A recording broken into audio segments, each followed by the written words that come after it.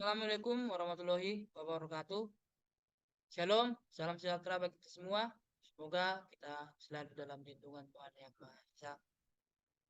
Kenalkan, nama saya Sarwa Sormin dengan NIM B1B1220079.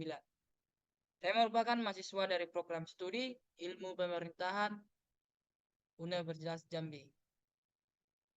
Di video kali ini saya akan menjelaskan tugas dari Bapak Alfa Beriangsa, yaitu teori-teori yang mempengaruhi sistem pemerintahan negara.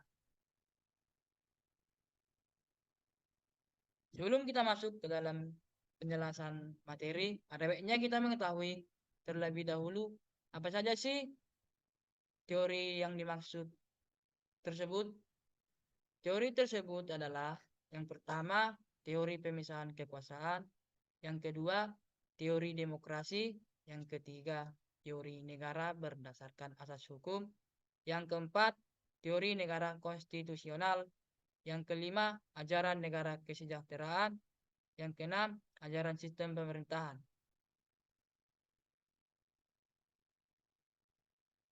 Langsung saja kita ke teori yang pertama, yaitu teori pemisahan kekuasaan. Pemisahan kekuasaan merupakan konsep pembagian kekuasaan pemerintahan dalam suatu negara menjadi bercabang-cabang. Masing-masing cabang mempunyai kekuasaan dan tanggung jawab yang terpisah dan independen, sehingga kekuasaan satu cabang tidak bertentangan dengan kekuasaan lainnya. Latar belakang terjadinya teori pemisahan kekuasaan. Teori pemisahan kekuasaan yang dikembangkan oleh John Locke dan Montesquieu muncul sekitaran abad ke-17 Masehi. Demikian juga dengan munculnya teori dan hukum konstitusi, berkembang sekitaran abad ke-18. Walaupun sebelumnya, pada masa Yunani kuno, konstitusi telah banyak dibicarakan. Sedangkan Islam telah mengenal adanya pemisahan kekuasaan dan konstitusi sebelum itu, yaitu pada masa pemerintahan Rasulullah Shallallahu Alaihi Wasallam di negara Madinah dan konstitusi Madinah, yaitu pada abad yang ke-7. Tujuan pemisahan kekuasaan bertujuan untuk menjaga keseimbangan kekuasaan antara cabang-cabang tersebut, sehingga tidak ada cabang kekuasaan yang lebih dominan atau memiliki kekuasaan yang lebih besar dari cabang lainnya. Dengan demikian, pemisahan kekuasaan dapat menjaga keseimbangan kekuasaan di antara cabang-cabang kekuasaan dan mencegah terjadinya kekuasaan absolut yang dapat mengancam kebebasan dan hak-hak rakyat.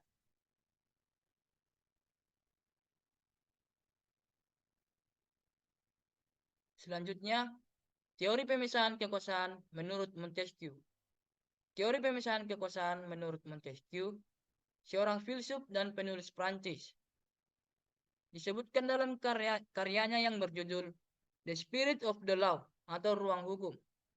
Menurut Montesquieu, pemisahan kekuasaan merupakan suatu bentuk pengendalian dan pembatasan atas penggunaan kekuasaan yang dimiliki oleh pemerintah. Montesquieu mengusulkan pemisahan kekuasaan menjadi 3 cabang utama, yaitu kekuasaan legislatif, kekuasaan yang membuat undang-undang dan peraturan untuk mengatur perilaku masyarakat. Yang kedua, kekuasaan eksekutif, kekuasaan yang bertugas menjalankan undang-undang dan peraturan yang telah dibuat. Yang ketiga dan yang terakhir, kekuasaan yudikatif, kekuasaan yang bertugas menegakkan hukum dan keadilan, serta menyelesaikan konflik antara individu atau kelompok. Montesquieu berpendapat bahwa pemisahan kekuasaan tersebut dapat mencegah terjadinya penyalahgunaan kekuasaan oleh pemerintah. Selain itu, pemisahan kekuasaan juga dapat mendorong pemerintah untuk menjalankan fungsinya secara efektif dan efisien, serta menghindari terjadinya kesalahan dalam pelaksanaan tugas. Menurut Montesquieu, agar pemisahan kekuasaan dapat berfungsi dengan baik, maka cabang-cabang kekuasaan tersebut harus saling mengawasi dan menyeimbangkan satu sama lain. Dalam sistem pemerintahan yang ideal, kekuasaan legislatif, eksekutif, dan yudikatif harus bekerja secara terpisah dan mandiri. Namun tetap saling bergantung dan bertanggung jawab satu sama lain. Teori pemerintahan kekuasaan menurut Montesquieu menjadi dasar bagi konstitusi dan sistem pemerintahan modern di banyak negara, terutama di negara-negara yang menganut sistem pemerintahan demokrasi. Selanjutnya, tokoh yang kedua yaitu John Locke. John Locke, menurut teori pemisahan kekuasaan menurut John Locke, konsep yang diuraikan dalam karya-karyanya, khususnya dalam karya yang berjudul Two Traces of Government. Menurut Locke, pemisahan kekuasaan antara eksekutif, legislatif, dan federatif merupakan prinsip penting dalam sistem pemerintahan yang adil dan berfungsi dengan baik. Menurut Locke, kekuasaan pemerintahan seharusnya dibagi menjadi 3 bagian atau cabang yang terpisah dan mandiri, yaitu yang pertama, kekuasaan legislatif. Kekuasaan ini terkait dengan pembuatan undang-undang dan kebijakan publik. Locke berpendapat bahwa kekuasaan legislatif sebaiknya dipegang oleh badan legislatif yang terdiri dari wakil-wakil rakyat yang dipilih secara demokratis.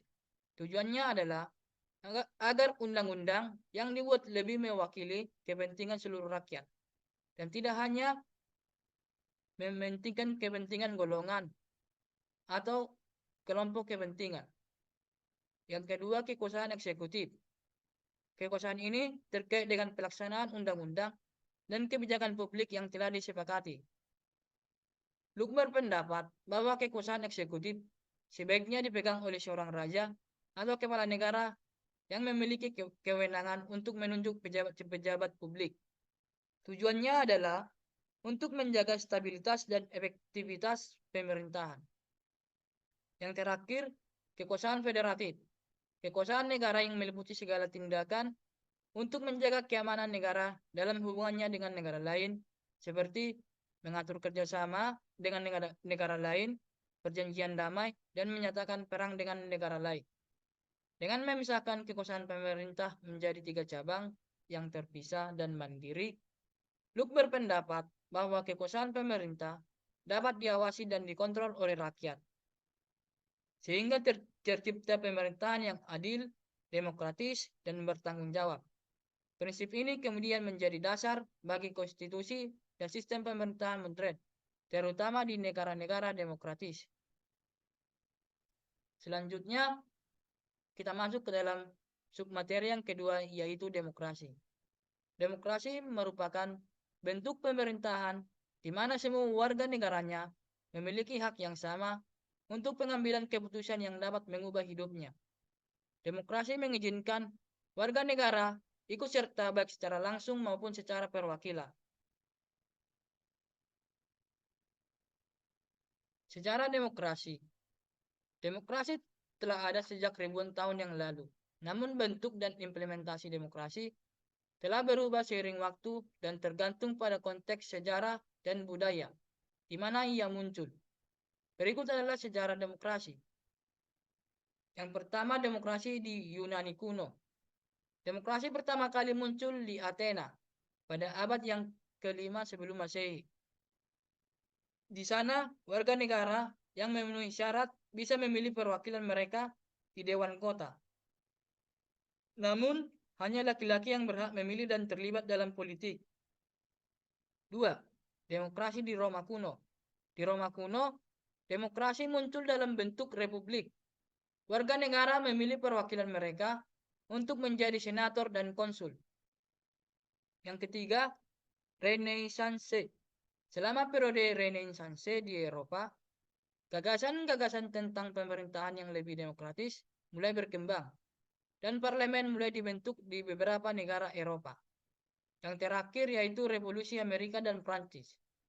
Pada abad ke-18, revolusi di Amerika Serikat dan Prancis memperjuangkan gagasan kebebasan, persamaan, dan hak asasi manusia yang diperjuangkan dalam bentuk pemerintahan demokratis. Tokoh-tokoh demokrasi. Yang pertama, Jean-Jacques Rousseau. Rousseau adalah seorang filsuf Prancis yang memperjuangkan gagasan tentang kedaulatan rakyat. Ia berpendapat bahwa pemerintah harus mengikuti kehendak rakyat dan tidak boleh bertindak secara otoriter. Yang kedua, Aristoteles. Aristoteles merupakan guru besar di sekolah Aristoteles. Aristoteles merupakan murid Plato yang kemudian menjadi guru besar di sekolah filsafatnya. Dia banyak menulis teori politik dan demokrasi, dan dianggap sebagai salah satu bapak filsafat politik. Aristoteles menganggap bahwa demokrasi sebagai bentuk pemerintahan yang baik, namun menekankan bahwa demokrasi harus dikendalikan oleh hukum dan konstitusi untuk menghindari masalah. Namun, perlu diingat bahwa demokrasi bukanlah sistem yang sempurna dan masih memiliki kelemahan dan tantangan dalam penerapannya. Salah satu tantangan terbesar adalah memastikan bahwa partisipasi warga negara dan kebebasan berpendapat dihormati dan dipraktikkan secara efektif, serta memastikan bahwa setiap individu memiliki akses yang sama terhadap kekuasaan dan sumber daya. Selanjutnya, teori yang ketiga, teori negara berdasarkan hukum. Teori negara berdasarkan hukum adalah sebuah konsep dalam hukum dan filsafat politik yang menyatakan bahwa negara harus berada di bawah hukum dan hukum harus menjadi dasar bagi segala tindakan dan keputusan yang diambil oleh pemerintah.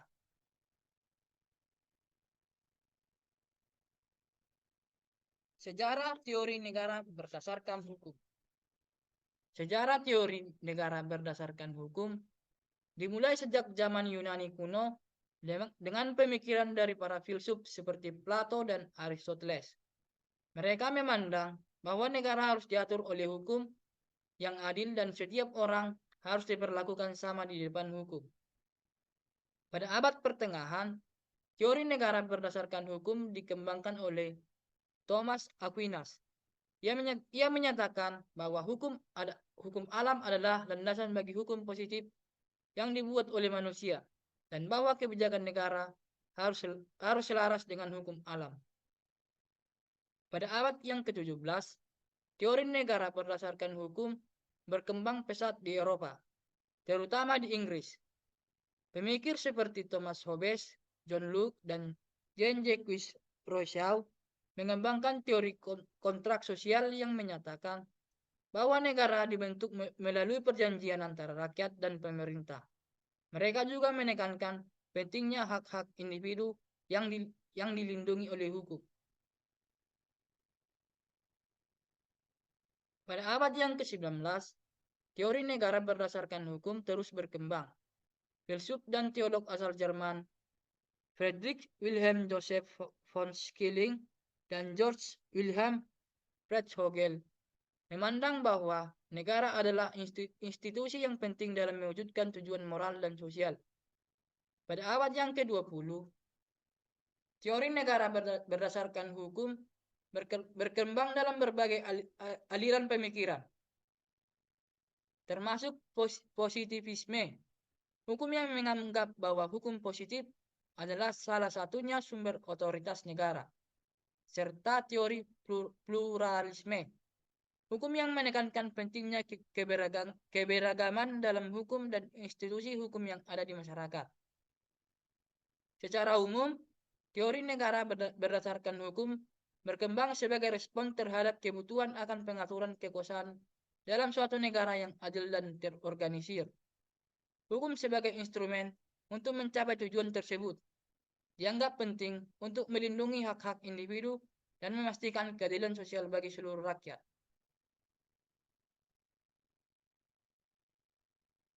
Tujuan teori negara berdasarkan hukum. Tujuan dari teori negara berdasarkan hukum adalah untuk memastikan bahwa kekuasaan pemerintah dalam suatu negara dibatasi oleh hukum, sehingga kebebasan dan hak-hak individu terlindungi. Beberapa tujuan lain dari teori negara berdasarkan hukum antara lain memastikan keadilan. Teori negara berdasarkan hukum bertujuan untuk memastikan bahwa setiap orang diperlakukan sama di depan hukum dan bahwa keputusan yang diambil oleh pemerintah didasarkan pada prinsip-prinsip keadilan. Yang kedua, mencegah penyalahgunaan kekuasaan. Teori negara berdasarkan hukum bertujuan untuk mencegah penyalahgunaan kekuasaan oleh pemerintah dengan membatasi wewenang mereka sesuai dengan hukum yang berlaku. Yang terakhir, menjaga stabilitas sosial. Teori negara berdasarkan hukum bertujuan untuk menjaga stabilitas sosial dengan memberikan kerangka hukum yang jelas dan konsisten bagi seluruh rakyat. Tokoh teori negara berdasarkan hukum. Montesquieu. Yang pertama itu Montesquieu. Montesquieu mengembangkan teori checks and balance atau pengawasan dan keseimbangan kekuasaan di dalam negara berdasarkan hukum. Ia berpendapat bahwa kekuasaan dalam negara harus dibagi-bagi dan saling mengawasi untuk mencegah. Yang kedua, Don Fuller. Don Fuller adalah profesor hukum Amerika yang memperkenalkan konsep hukum yang adil dan lengkap. Menurutnya, hukum adil harus memenuhi beberapa kriteria, seperti harus mudah dipahami, konsisten, dan tidak bertentangan dengan moralitas. Teori yang keempat, teori negara berkonstitusional. Teori negara berkonstitusional adalah teori yang mendasarkan negara pada konstitusi atau undang-undang dasar yang mengatur prinsip-prinsip dasar, struktur, dan fungsi-fungsi dari pemerintahan.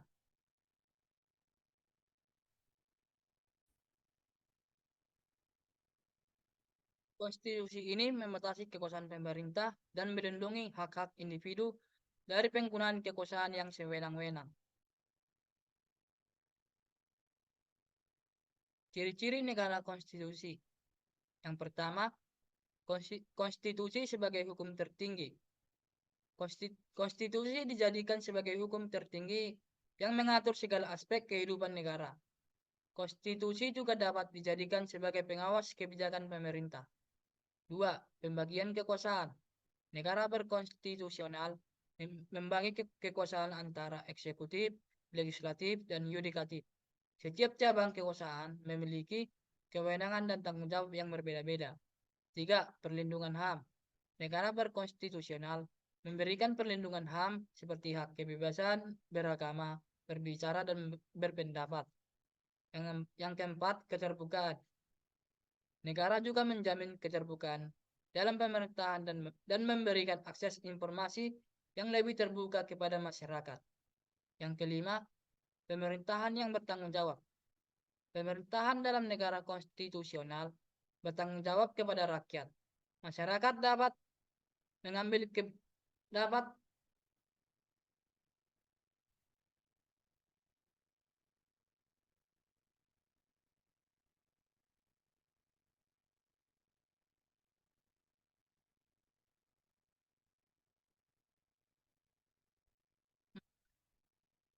masyarakat dapat mengganti kebijakan pemerintah dan mengkritiknya jika diperlukan.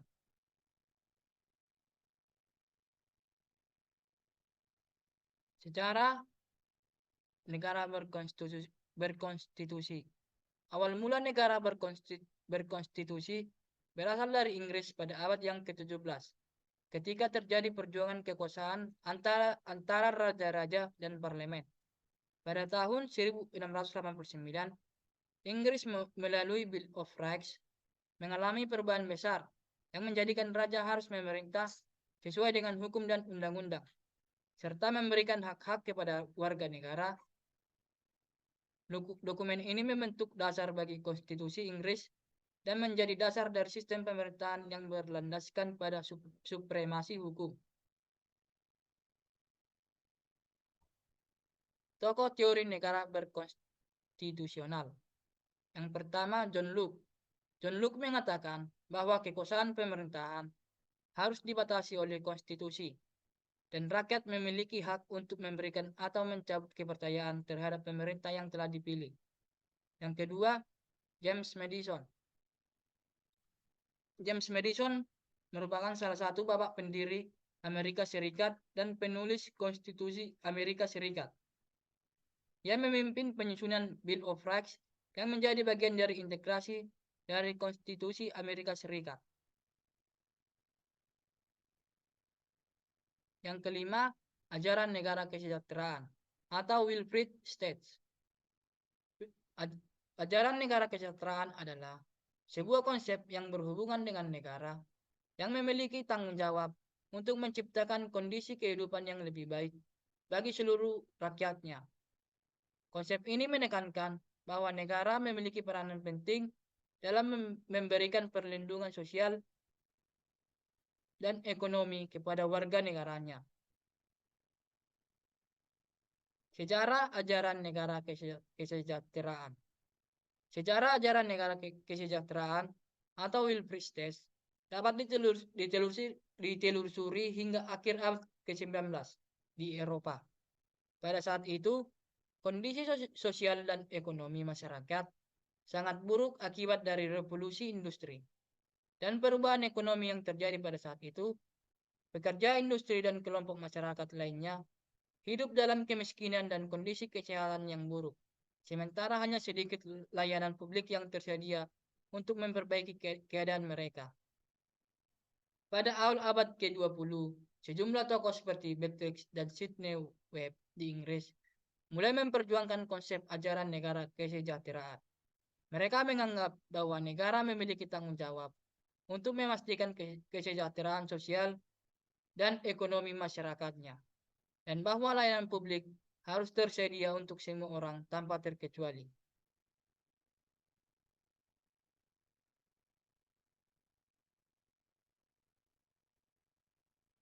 Konsep ajaran negara kesejahteraan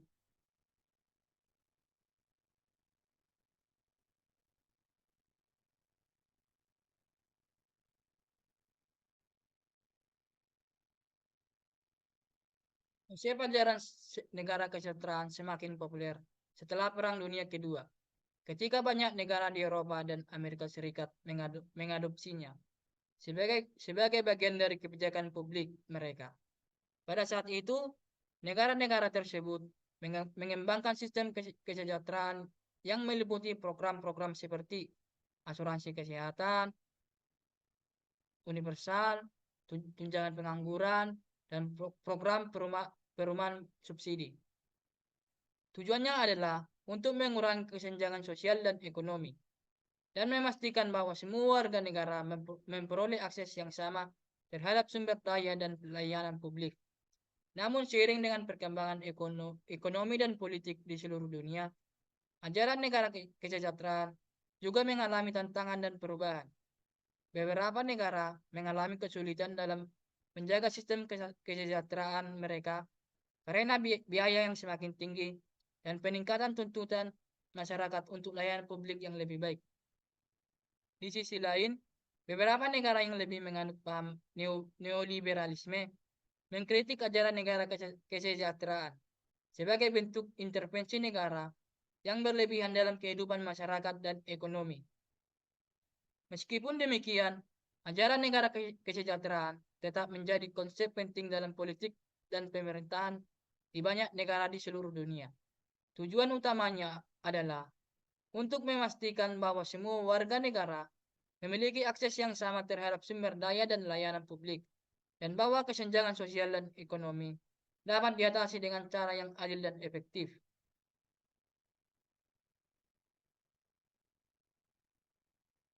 Ada beberapa dasar yang menjadi ciri khas dari negara kesejahteraan. Yang pertama, perlindungan sosial. Negara harus memberikan perlindungan sosial bagi seluruh warganya, termasuk jaminan kesehatan, pendidikan, dan perlindungan untuk anak-anak dan orang tua rentan. Dua, pemerataan ekonomi. Negara harus berupaya untuk memperbaiki kesenjangan sosial dan ekonomi antara kelompok-kelompok yang berbeda dalam masyarakat. Yang ketiga, peningkatan kualitas hidup. Negara harus memastikan bahwa Seluruh warganya memiliki akses yang sama terhadap pelayanan publik dan fasilitas dasar seperti rumah, air bersih, dan listrik. Yang keempat, penguatan demokrasi. Negara harus memperkuat demokrasi dan memberikan hak yang sama bagi seluruh warga negara dan menjamin partisipasi aktif dari masyarakat dalam pengambilan keputusan.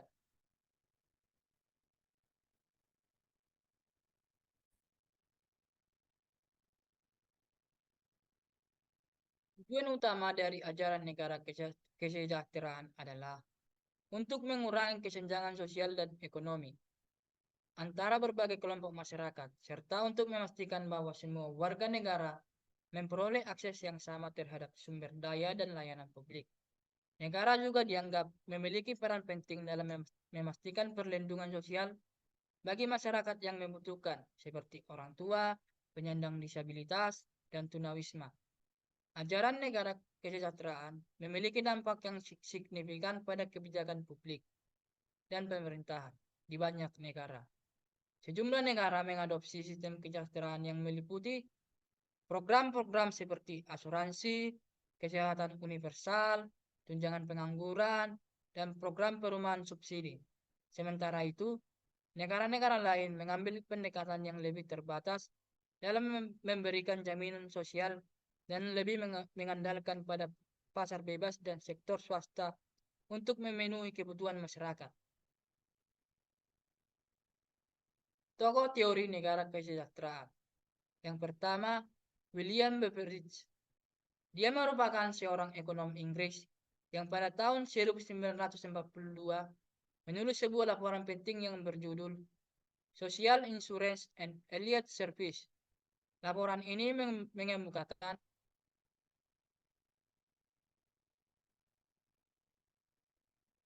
ide-ide dasar tentang perlindungan sosial dan layanan publik.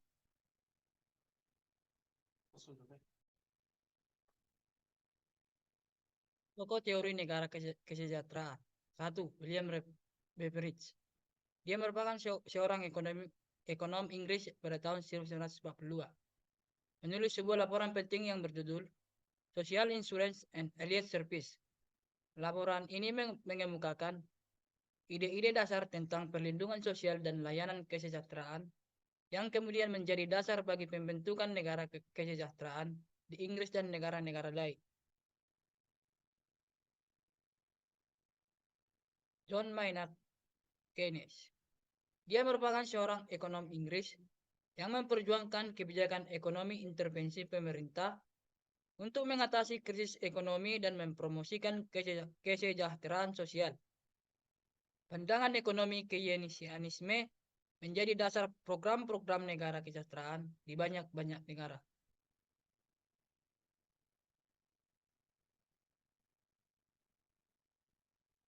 Teori yang terakhir yaitu teori ajaran sistem pemerintahan. Teori sistem pemerintahan adalah serangkaian konsep dan prinsip yang menjelaskan cara kerja sistem pemerintahan dalam suatu negara atau wilayah. Teori ini mempertimbangkan berbagai faktor yang mempengaruhi kekuasaan, pembuatan keputusan, dan hubungan antara pemerintah dan masyarakat dalam sebuah sistem pemerintahan. Sejarah ajaran sistem pemerintahan. Sejarah ajaran sistem pemerintahan dapat ditelusuri kembali ke zaman kuno. Mesopotamia, kawasan di antara sungai Tigris dan Efrat, dianggap sebagai tempat kelahiran sistem pemerintahan tertua di dunia. Sistem pemerintahan di Mesopotamia biasanya dijalankan oleh raja atau pemimpin yang memiliki kekuasaan absolut atas negaranya. Di sisi lain, di Yunani kuno, ditemukan sistem pemerintahan yang lebih demokratis, di mana warga negara memiliki hak untuk memilih perwakilan mereka di parlemen atau majelis legislatif. Sistem pemerintahan ini dikenal sebagai demokrasi. Pada abad pertengahan, sistem pemerintahan monarki menjadi umum di Eropa. Raja atau ratu memiliki kekuasaan absolut atas negaranya, dan biasanya dianggap memiliki hak ilahi untuk memerintah. Namun di Inggris, sistem pemerintahan monarki menjadi lebih terbatas, karena kekuasaan dibagi antara raja atau ratu dan parlemen. Di Amerika Serikat, sistem pemerintahan federal dibentuk setelah kemerdekaan pada tahun 1776. Sistem ini terdiri dari 3 cabang pemerintahan yang saling berhubungan dan saling mengimbangi, eksekutif, legislatif, dan yudikatif. Di banyak negara modern saat ini, terdapat berbagai macam sistem pemerintahan, seperti demokrasi, monarki, konstitusional, republik, atau oligarki. Sistem pemerintahan yang efektif dan stabil sangat penting untuk menjaga stabilitas dan kesejahteraan negara dan masyarakatnya. Teori ajaran sistem pemerintahan berkembang selama beberapa abad dan dipengaruhi oleh berbagai faktor sejarah dan sosial politik. Beberapa faktor yang mempengaruhi pembentukan teori ajaran sistem pemerintahan antara lain: 1. Revolusi industri. Revolusi industri di Inggris pada abad ke-18 memperkenalkan konsep-konsep baru tentang pemerintahan dan ekonomi. Perkembangan industri yang pesat memicu tuntutan untuk perubahan sosial dan politik yang lebih besar. Pencerahan. Pencerahan adalah periode di Eropa pada abad ke-17 hingga ke-18 yang menekankan pada rasionalitas, ilmu pengetahuan, dan kebebasan individu. Teori-teori politik yang muncul pada periode ini memengaruhi perkembangan sistem pemerintahan di seluruh dunia. Revolusi Prancis. Revolusi Prancis pada akhir abad ke-18 mengubah sistem pemerintahan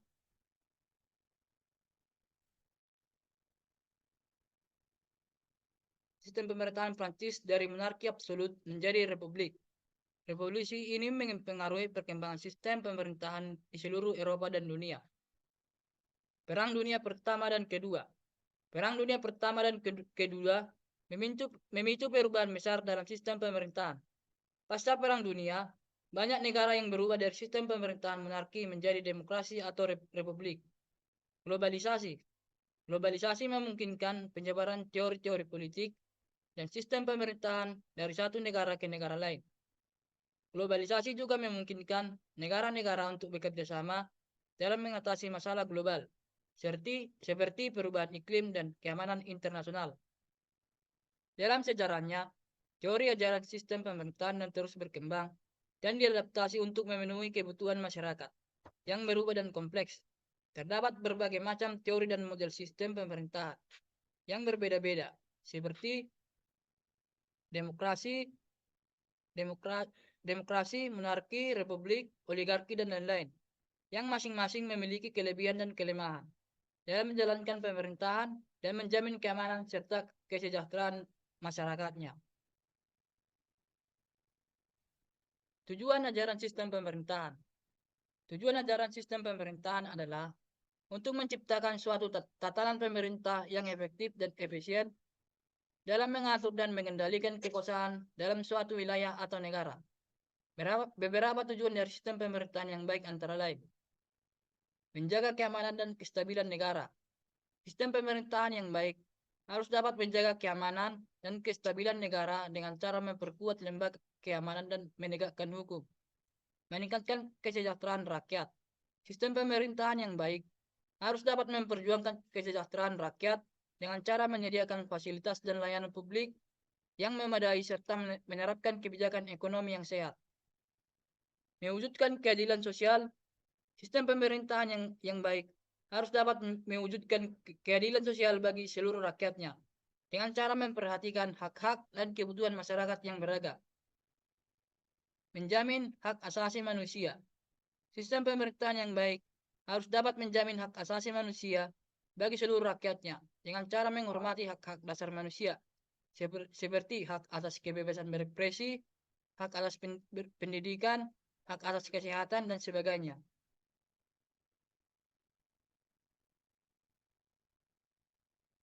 Meningkatkan partisipasi politik.